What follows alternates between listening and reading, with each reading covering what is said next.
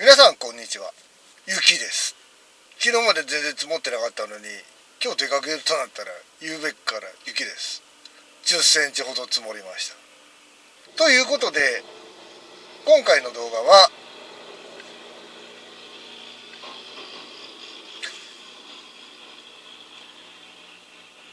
SL 冬の湿原号に乗りたいと思います。それでは行ってきます。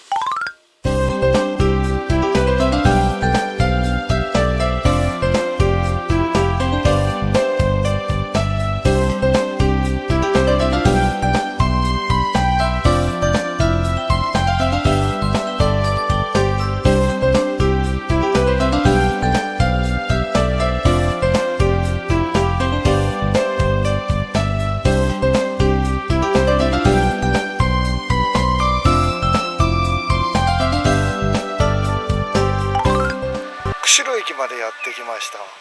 意外と人いないですね。あったかいです。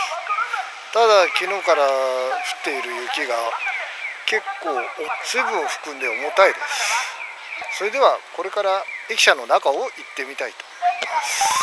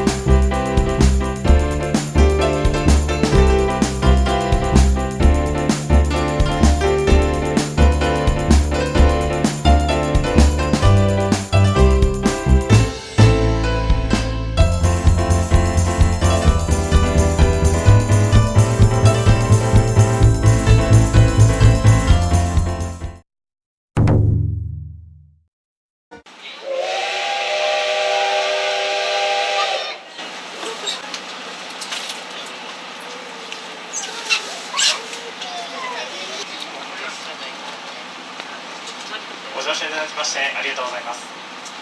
この列車は SL 冬の出現号標茶行きです。 SL 機関車側が1号車で、順に一番後ろが5号車の5両編成で運転してまいります。